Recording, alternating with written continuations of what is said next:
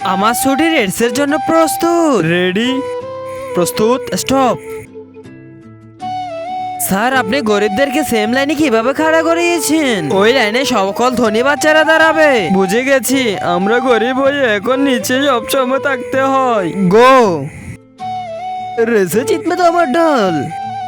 আর একটু গেলে পেরে যাবে আর উইনার হবে আমার সুইটি। আমার বেস্টু জিতে গেছে।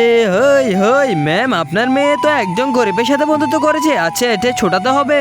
আজকে স্কুলের খানা আপনার বানাতে হবে সাইলা দিদি।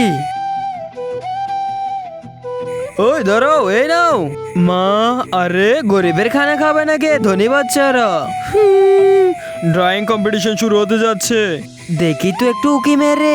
স্যার, আমাদের ড্রয়িং কমপ্লিট হয়ে গিয়েছে। এখন উইনার ডিসাইড হবে। একটু পটি করে আসি। ওই গরিবকে উইনার বানিয়ে দিয়েছে, কিন্তু আমি তো উইনার আমার ডল বেটাকে বানাবো। দেখবো ওই গরিব কিভাবে চলে।